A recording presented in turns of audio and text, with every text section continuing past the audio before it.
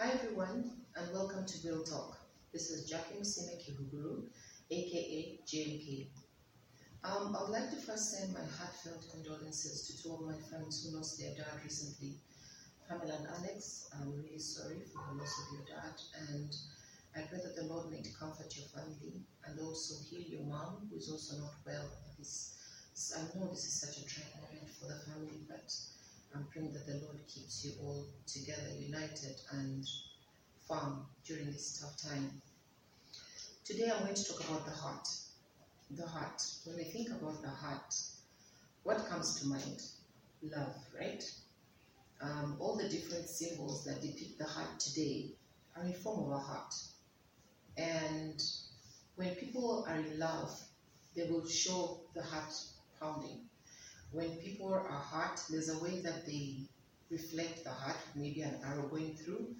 And different people look at life differently when it comes to the way they react when their heart is affected.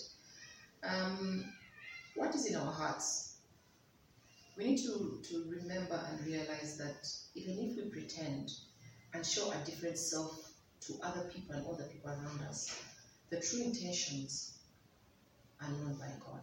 So we have to be very careful what comes out from the heart.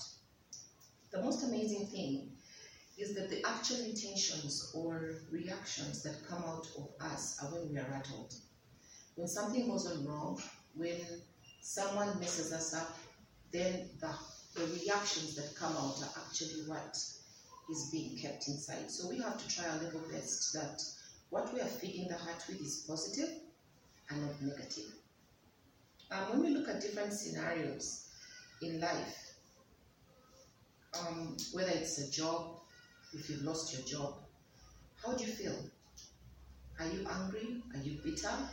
Do you feel like the world has just come to an end? You just want to be alone. You feel very angry. You feel like you want to pay back, and you just feel like this world is so unfair. But you have peace of mind and you say, you know what, Lord, you know what's best for me. Let me just reflect on the word of God and just focus on prayer. If someone spoke badly behind your back, especially a good friend, how would you react? Do you lash out? Do you feel like, how dare she? Do you get angry? Do you get bitter? Do you say, I'm going to completely be separated from this person? Or do you say, Lord, it's okay, it is well. You know what's best for me, and that relationship was just for a season and not for a lifetime. Do you get down on your knees and tell God, bring me friends that are actually true to me, and focus on the Lord for everything.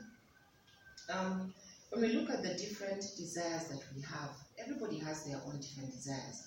Some people have desires to get a good man, to get a good woman, to get an amazing job, to get lovely children, to get that promotion that you have been dreaming about, to go to that college, to be in an amazing school, to get a car, to get that amazing suit or dress. So what happens when these things don't happen? Do you rush to the witch doctor for a quick fix? Do you say that I'm going to stab somebody in the back at work to get this promotion? Do you say that because I'm looking for this perfect man or woman, I'm going to sleep around until I find them? Do you say that, you know what, I will try my level best to steal as much money from wherever I'm working to be able to get that dream car? Or do you go on your knees and tell God, you know what, I have all trust in you because you're the one who knows what's best for me? Do you focus on the word of God, where the Lord is always telling you that trust in the Lord with all your heart and lean not on your own understanding? Because at the end of the day, it's the Lord who gives us everything. When we look at broken relationships, be it with your husband or wife, be it with your girlfriends or boyfriends, be it with your children, be it with your co-workers, broken relationships can be very painful. How do you react? Do you say that I'm not going to get out of my house? Do you say that I'm going to just be alone? I'm going to have a pity party and I'm not going to focus on anything else but myself? Or do you go down on your knees and tell God, you know what? You know my beginning and the end, and everything is going to be well. At the end of the day, what we feed our hearts with is what comes out, and we need to focus on God. So that's why right now I want to focus on some verses in the Bible that really focus on the heart.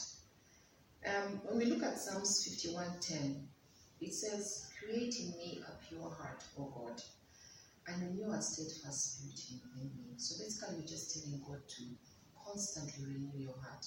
Look into my heart, search me, and remove anything that is just not right with you, Lord. Because I always want to get up in the morning and have a clear heart.